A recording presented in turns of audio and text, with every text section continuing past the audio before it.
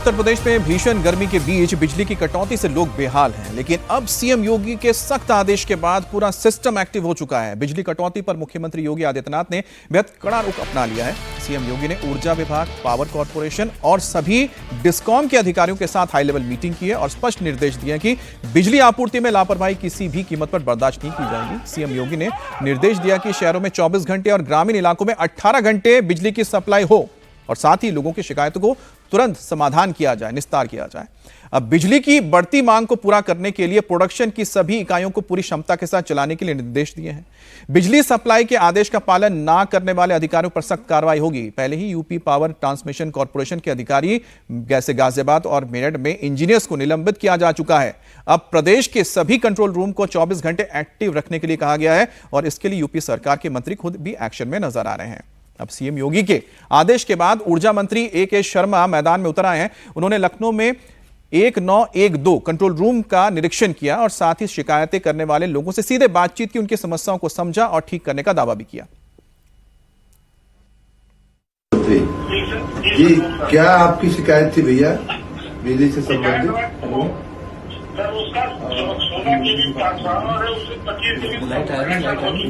ठीक है, ठीक है।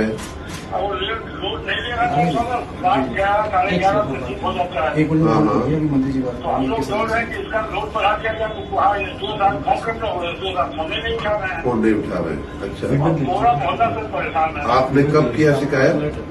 हमने शिकायत और लोगों ने पहले किया था, हमने भी कल शिकायत किया है। ठीक है, ठीक है। पहले कंप्लेंट नहीं, कंप्लेंट की हुई है। ठीक है, ठीक है, ठीक है, ठीक है। उत्तर प्रदेश में बिजली कटौती को लेकर अखिलेश सरकार की ओर से यानी अखिलेश यादव की ओर से सरकार पर हमलावर हुए जा रहे हैं। अखिलेश यादव ने सोशल मीडिया प्लेटफॉर्म पर एक्स पर लिखा कि उत्तर प्रदेश में असहनीय महाविद्युत आपदा है, जिसकी वजह से लगातार बढ़ते आक्रोश से बचने के लिए भयभीत बीजेपी के विधायक सांसद दिखावे के लिए चिट्ठी के रूप में जिस कागज कवजी को लेकर घूम रहे हैं, यानी कागजी कवच को लेकर खुद को बचाने की कोशिश कर रहे हैं, वो कोई काम नहीं आएगा। वो चिट्ठी दरअसल अपनी सरकार को लिखी गई है। जनहित का पत्र नहीं है, बल्कि बीजेपी के डूबते जहाज को छोड़कर विपक्ष से आगामी चुनावों में टिकट पाने के लिए आवेदन पत्र दिए जा रहे हैं। अब जो अखिलेश यादव की ओर से अजीत ये ट्वीट किया गया है, क्या वाकई में ऐसा है या फिर जो विधायक हैं सचमुच चाहते हैं कि भाई बिजली का जो है ठीक कर दो, नहीं तो लोग आगे हमें कोस रहे हैं? ये तो मतलब फिशिंग इन ट्रबल्ड वाटर इसको बोलते हैं। वो तो मजे लेते रहते हैं ना अखिलेश यादव। उनको लग रहा है कि किसी विधायक ने अपनी सरकार के लिए सरकार को चिट्ठी लिखी कि बिजली की आपूर्ति ठीक की जाए, तो इसका मतलब है कि ये समाजवादी पार्टी को उन्होंने आवेदन दिया कि हमको टिकट दे दीजिए। ऐसा नहीं होता। ये कोई आदमी अपनी पार्टी को जनहित का मुद्दा नहीं, अपनी पार्टी के सामने अखिलेश जी मौका नहीं छोड़ते। वही उन्होंने ये मौका भी नहीं था, लेकिन उनको अपनी राजनीति करनी थी, उन्होंने कर दी। देखिए, बिजली की समस्या पर हम लोग लगातार यहाँ भी चर्चा कर रहे हैं, आपके साथ भी, और समस्या असली ये है कि आपका पावर परचेज एग्रीमेंट, आपका डिस्ट्रीब्यूशन, आपका ट्रांसमिशन, इसको आपको इफिशिएंट तरीके से चलाना है। आपने एग्रीमेंट किया है, आपने इस बात का असेसमेंट किया या नहीं कि पीक डिमांड आपकी कितनी होगी, उस डिमांड को पूरा करने के लिए आपने बिजली खरीदी या नहीं। और यह असली समस्या ये है जिसकी बात हम लोग अभी सुन रहे थे, बिजली मंत्री जो कर रहे थे कि 16 केवीए का ट्रांसफार्मर लगा हुआ है, वहां आपने उस इलाके में 25 केवीए का बिजली का कनेक्शन दे दिया। अब ट्रांसफार्मर ट्रिप होगा ना, और उसकी सुनवाई नहीं है उसकी। यानी कि पावर जनरेशन में दिक्कत नहीं है। मैं तो देख रहा था करीब 28 तो बड़े बड़े अच्छे खासे मतलब थर्मल पावर्ड प्लांट है और कुल मिलाकर देखा जाए तो 35 के करीब हैं, और एक तो नरोरा में ही न्यूक्लियर पावर प्लांट भी है, और सोनभद्र में 3 सबसे बड़े आपके पावर थर्मल प्लांट है। तो इसके बाद भी अगर बिजली जनरेशन हो रहा है तो क्या ट्रांसमिशन, जैसा बता रहे हैं कि ट्रांसमिशन में दिक्कत आ रही है? ट्रांसमिशन, और दूसरा ये भी है कि मिस मैनेजमेंट। अब देखिए, ये तो अभी तो पीक डिमांड है, अभी पूरी भीषण वो हीट वेव चल रही है, लेकिन पहले भी आप देखें, अगर उत्तर प्रदेश बाकी मामलों में, लॉ एंड ऑर्डर के मामलों में, इंफ्रास्ट्रक्चर के मामलों में, इन्वेस्टमेंट के मामलों में अपने पड़ोसी राज्यों से काफी आगे जा रहा है। बिहार है, झारखंड है, बंगाल है।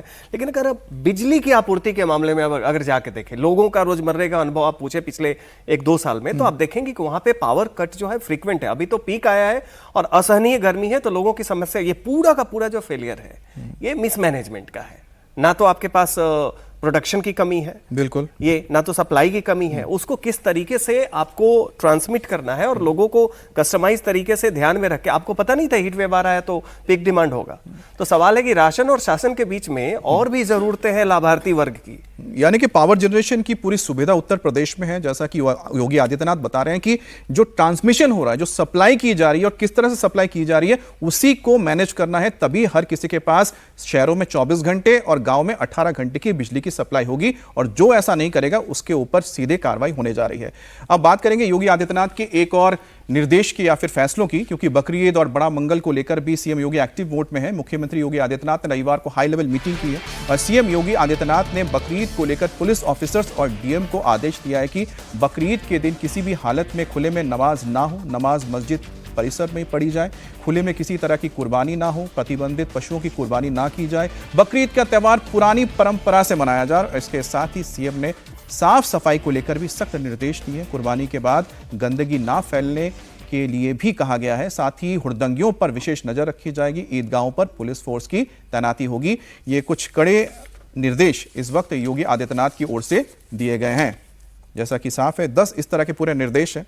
और एक बार फिर से बता दूं तो उत्तर प्रदेश में 2027 विधानसभा चुनाव को लेकर हलचल अभी से काफी तेज हो गई है। और इस बीच आरएसएस प्रमुख मोहन भागवत 3 दिनों के लखनऊ दौरे पर पहुंचे। यह दौरा बेहद ही अहम माना जा रहा है, क्योंकि इस दौरान संघ प्रमुख संगठन से लेकर सरकार के काम की समीक्षा करेंगे और संगठन के कामकाज, अभियान और भविष्य की रणनीति पर मंथन भी किया जाएगा। तो एक तरफ अजीत जी योगी आदित्यनाथ की ओर से मतलब बकरी ईद को लेकर काफी सारी बातें की गई हैं, तो शुरुआत उससे करें। और साथ में मोहन भागवत जी इस वक्त पहुंचे हैं उत्तर प्रदेश में।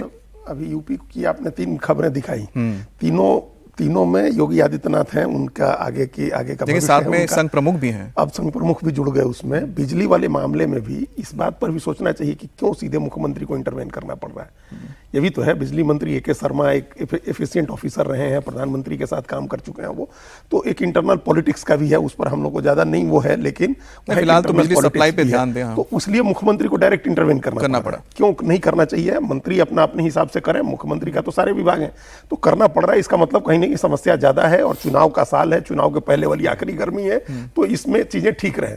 उसी तरह चुनाव के पहले की आखिरी बकरीद भी है, अगले साल चुनाव है फरवरी मार्च में, तो इसमें भी एक नैरेटिव सेट होना है। देखिए ये साफ सफाई, खुले में कुर्बानी ना हो, ये तो जनरल नॉर्म से, ये खुद ही मुस्लिम समाज के लोगों को पालन करना चाहिए। मुख्यमंत्री ने उसी दिन कहा, योगी आदित्यनाथ ने, कि भाई आप लिमिटेड करिए ना, आप किस्तों में नमाज पढ़िए, आप आबादी क्यों बढ़ाते हैं, ये भी उन्होंने कहा, ये भी उनके नैरेटिव का पार्ट है।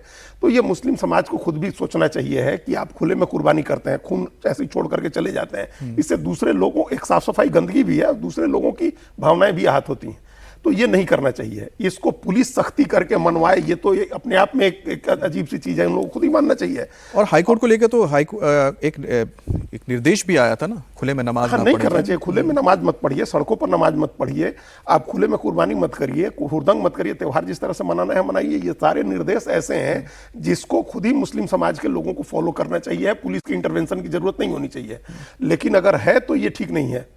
सरकार ने एक बात कह दिया और आप उस हिसाब से पालन करिए, कानून व्यवस्था की बात होनी चाहिए। ठीक है। और ये जो संघ प्रमुख भी जाकर के वहां जो करेंगे, ये इस डायरेक्टली पॉलिटिक्स में तो क्या इन्वॉल्व होंगे संघ प्रमुख, लेकिन वो एक चुनाव के पहले इस तरह की यात्राओं से भी एक माहौल बनता है। चलिए उस पर भी बात करेंगे, लेकिन एक उससे पहले एक बयान सुन लेते हैं, उसके बाद मैं सज्जन जी आपके पास आता हूं, क्योंकि आप तो चुनाव में अभी कुछ दिनों बाद लग भी जाएंगे।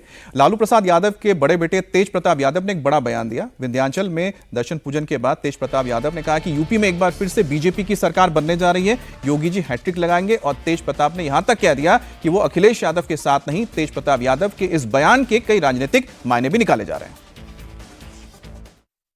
मैं अखिलेश यादव को तो सपोर्ट नहीं करता हूं। और जहां तक की बात है कि आप लोगों ने बिहार का चुनाव देखा ही होगा, किस तरीके से हमारी पार्टी ने परफॉर्मेंस किया, और हार जीत तो लगी रहती है राजनीति में, या तो हार होता है या तो जीत होता है। तो इस बार पूरा चांस है कि योगी जी फिर से दोबारा सरकार यहाँ बनाने का काम करेंगे। अच्छा संजन जी, इनकी बातों पर आप कितने सीरियसली इसको ले रहे हैं? ठीक है, लेकिन मैं हैट्रिक की बात को ले रहा हूं। जो हैट्रिक की बात आ रही है, वो हैट्रिक के लिए जो पूर्वांचल का इलाका है उत्तर प्रदेश में, जहां पर काफी डेंट लगा था 2024 के चुनाव में, क्या अब संघ प्रमुख का वहां पर जाना और एक बार फिर से भारतीय जनता पार्टी के लिए जो ग्राउंड लेवल पे लोगों को इकट्ठा करना है, ये कितना बड़ा एक चैलेंज रहेगा या चैलेंज नहीं है? नहीं, देखिए निश्चित तौर पे मोहन भागवत संघ प्रमुख के तौर पे जाते हैं तो बीजेपी का देखिए वो एक जो बरगद का पेड़ होता है ना, उसकी कई शाखाएं हैं। बाकी पार्टियों में क्या होता है कि एक उनका कार्यकर्ता पार्टी का जाता है, या युवा जो उनका विंग होता है उसका आदमी जाता है। यहाँ पे आपको एबीवीपी के लोग भी जाएंगे कि वोट डालिए, बीजेपी वाले जाएंगे, युवा मोर्चा वाले जाएंगे, विश्व हिंदू परिषद वाले जाएंगे, संघ के लोग जाएंगे, और ये सब सुबह से उठ के लग जाते हैं। तो ये जो मल्टीप्लायर वाली सिस्टम जो बीजेपी का तंत्र है ना, ये बहुत ही जो संगठन की शक्ति है, उसमें मोहन भागवत जब आ रहे हैं तो संघ से जुड़े सारे के सारे जो तंत्र हैं वो उसमें सक्रिय हो जाते हैं। पहली बात तो ये है। दूसरा, देखिए हैट्रिक लगने वाली है, मतलब तार्किक तौर पे सोचे तो अभी दिख नहीं रहा है कि विपक्ष के पास कोई 2024 एक अपवाद की तरह दिख रहा है। जो 17 के बाद से पूरा एक अपवर्ड मोमेंटम है 24 के, और 24 के पहले 22 में देखिए, उसका 22 से तुलना कीजिए तो ओम प्रकाश राजभर जो है पूर्वांचल में, वो राजभर कम्युनिटी में थोड़ा धक्का लगा स्वामी प्रसाद मौर्य के कारण। अगर गोरखपुर वाले एरिया में चले जाएं तो मौर्य कुशवाहा लोगों में थोड़ा बहुत डेंट हुआ था। अभी आप देखिए तो राजभर तो पूरी तरीके से अखिलेश को लेकर अटैक कर रहे हैं, काउंटर अटैक कर रहे हैं। उसी तरीके से स्वामी प्रसाद मौर्य का इंपैक्ट धीरे धीरे घटता ही जा रहा है। तो नैरेटिव को लेके योगी बहुत ज्यादा घिरते हुए कहीं नजर आ नहीं रहे हैं। अब बात मुझे लगता है हैट्रिक में ये होगी कि हैट्रिक तो होगी, मार्जिन क्या रहेगा? मार्जिन 2017 वाला फिर से 300 प्लस जाएगा या 240 वगैरह? सपा कितना क्रेडिबल नंबर के साथ अपोजिशन? आपके 2024 की जो बात है ना, उसको मैं थोड़ा आगे बढ़ाता हूं। 2024 में बंगाल में बीजेपी के, मुझे लगता है कि 2000 उससे पहले 19 के मुकाबले सीटें कम हुई थी, 18 से 12 हो गई थी। बिल्कुल, लेकिन 2026 में जब चुनाव हुए तो बंगाल में क्या हुआ सभी ने देखा। अब बंगाल में सोचिए कि अभी हाल ही में फौल्ता सीट में उपचुनाव हुए, अब वहां के जो रिजल्ट्स आए हैं बहुत ही इंटरेस्टिंग है, क्योंकि यहां पर बीजेपी को बड़ी जीत मिली है। अभिषेक बैनर्जी के गढ़ में डायमंड हार्बर के साथ वाली सीट पर बीजेपी का जो उम्मीदवार है वो 1,09,000 से ज्यादा वोटों के अंतर से जीता है। और चुनाव प्रचार के आखिरी दिन चुनाव के पीछे हटने का ऐलान करने वाले तृणमूल कैंडिडेट जहांगीर खान चौथे नंबर पर आए। उनकी जमानत तक जब्त हो गई। अब टीएमसी की हार पर पार्टी में कलह शुरू हो गई है। अब टीएमसी उन पर विश्वासघात के आरोप भी लगा रही है।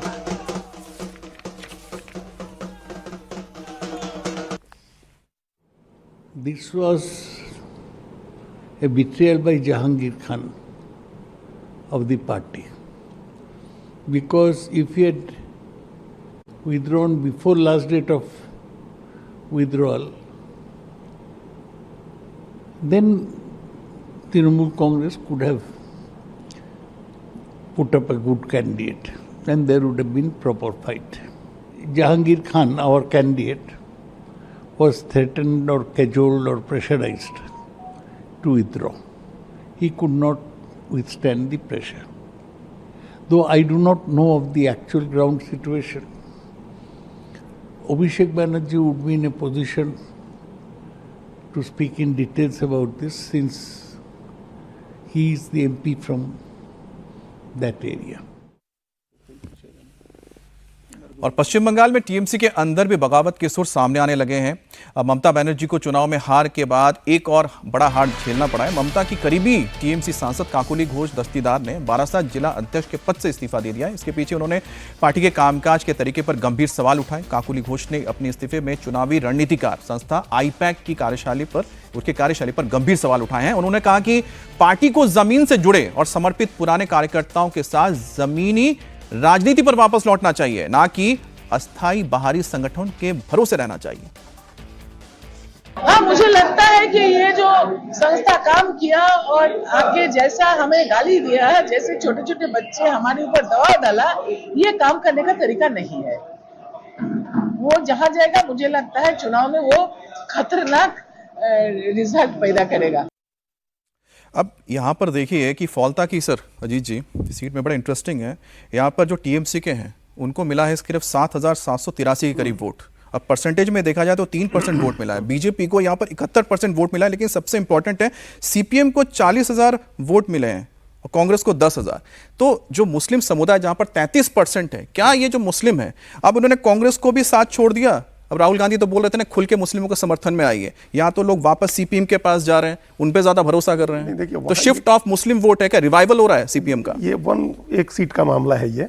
और इस सीट पर हम लोग यही चर्चा किए थे कि अपोजिशन ने बिल्कुल ही ध्यान नहीं दिया। अगर हार करके इतना मनोबल गिरा, अगर ये लोग थोड़ी हिम्मत दिखाते, बात करते, जैसे जहांगीर खान ने अपना नाम वापस ले लिया कि हम नहीं लड़ेंगे, वैसे तृणमूल की तरफ से अप्रोच किया जाता कांग्रेस को भी और सीपीएम को भी कि कोई एक कैंडिडेट कॉमन जिसको हम सपोर्ट करेंगे उसको हम लोग सपोर्ट सब लोग सपोर्ट करते हैं। ऐसा कोई प्रयास नहीं किया गया, तीनों कैंडिडेट वहां मैदान में रहे।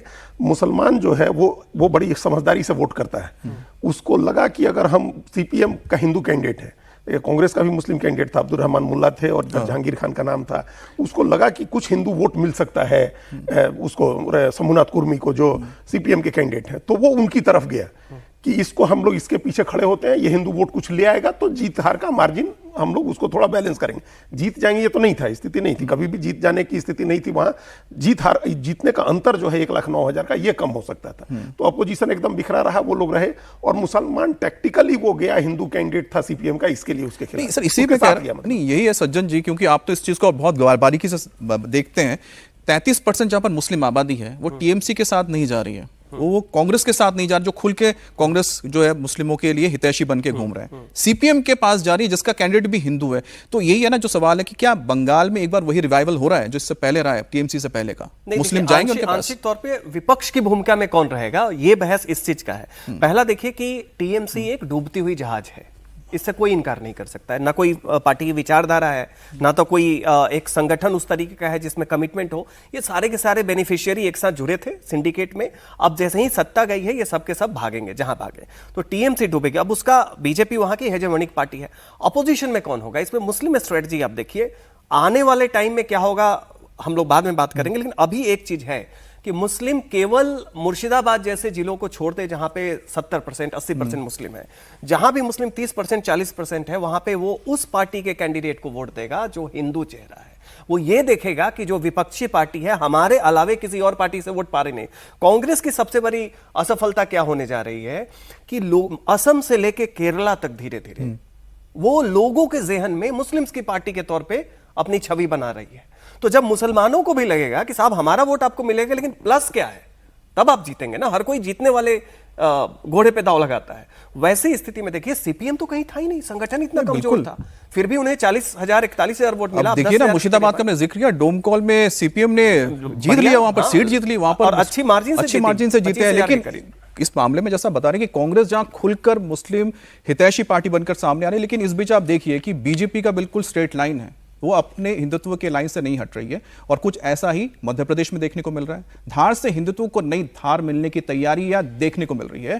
धार की भोजशाला को हिंदुत्व की नई प्रयोगशाला बनाया जा रहा है। और इसी कड़ी में आज मध्य प्रदेश के सीएम मोहन यादव धार की भोजशाला का दौरा करने जा रहे हैं। बड़ी खबर है कि मंदिर घोषित किए जाने के बाद सीएम मोहन यादव पहली बार आज भोजशाला में पूजा करने वाले हैं। मां वाग्देवी की पूजा करने के बाद सीएम यहां पर मोहन यादव भोजशाला को कई बड़ी सौगात दे सकते हैं। दरअसल भोजशाला को हाईकोर्ट ने मां सरस्वती मंदिर के रूप में मान्यता दे दी है। 15 मई के बाद से भोजशाला में लगातार पूजा हो रही है। पिछले जुमे को पहली बार भोजशाला में नमाज की जगह मां वाग्देवी की पूजा हुई, विधि विधान के साथ पूजा की गई। हिंदू संगठनों की मांग है कि भोजशाला कानूनी तौर पर हिंदू मंदिर बन चुका है, तो ऐसे में इसे विकसित करने का काम होना चाहिए। यहां सरस्वती लोक बनना चाहिए। हिंदू फ्रंट फॉर जस्टिस ने भोजशाला में सांस्कृतिक विश्वविद्यालय, धार्मिक पर्यटन कॉरिडोर बनने की भी मांग की है। बताया जा रहा है कि आज भोजशाला में पूजा करने के बाद सीएम मोहन यादव इन मांगों को लेकर बड़ा ऐलान कर सकते हैं। अजीत जी, शायद ये पहला मौका होगा जब कोई मुख्यमंत्री मध्य प्रदेश में भोजशाला का दौरा कर रहे हैं, और ये एक बड़ा संकेत भी है, ये क्या संदेश भी है? नहीं, बहुत साला मतलब हिंदू पूजा करते थे पहले भी, लेकिन उसमें चेंज सिर्फ ये हुआ है कि पहले मुसलमान भी नमाज पढ़ते थे। तो अब ये चेंज हुआ है कि हाईकोर्ट ने कह दिया है कि मुसलमान नमाज अब यहाँ नहीं पढ़ सकते। मुख्यमंत्री का तो बनता है ना, जा रहे हैं तो बड़ी बात है। मुख्यमंत्री जा रहे हैं, मतलब हिंदू मंदिर घोषित हो गया, आधिकारिक रूप से मुसलमान को नमाज से रोक दिया गया। और इस बार फ्राइडे को जुमे की नमाज नहीं हुई है वहाँ। तो उसके बाद मुख्यमंत्री का जाना एक अच्छी बात है कि वो जा रहे हैं, एक मैसेज होगा। और ये जो जैसे महाकाल लोक बना है, उस तरह से सरस्वती लोक बनाने की, एक कॉरिडोर बनाने की, जो रिलीजियस टूरिज्म को डेवलप करने की, वहां बाकी चीजें बनाने की जो बातें हो रही हैं, इसके बारे में मुख्यमंत्री बड़ी घोषणा करेंगे। हालांकि ये अभी मामला सुप्रीम कोर्ट में है। सुप्रीम कोर्ट हो सकता है कि इस हाईकोर्ट के फैसले को रोके नहीं, सुनवाई चलती रहे। वो क्या होगा वहां हम लोग अभी उसको स्पेकुलेट न करें। लेकिन ये अपने आप में एक बड़ी बात है कि मुख्यमंत्री जा रहे हैं। वहां बड़ी घोषणाएं करेंगे। जिस तरह से उज्जैन में महाकाल लोक बना, सरस्वती लोक बनाने की मांग हो रही है। अब कुछ और उसमें उसका सौंदर्यीकरण करने की, कॉरिडोर बनाने की अगर वो घोषणा करते हैं, सांस्कृतिक राष्ट्रवाद, बिल्कुल। और ये मध्य प्रदेश ऑलरेडी एक गुजरात की तरह एक स्टैब्लिश हो गया। मध्य प्रदेश नया गुजरात है, हम लोग ये मानते हैं। अच्छा। और इस तरह की चीजों के बाद वो और कंसोलिडेट होगा भारतीय जनता पार्टी की पोजीशन और कंसोलिडेट। ठीक है, चलिए यहां पर ही मुझे विराम लगाना पड़ेगा क्योंकि वक्त हो गया। आप दोनों का बहुत बहुत धन्यवाद, सज्जन जी, अजीत जी।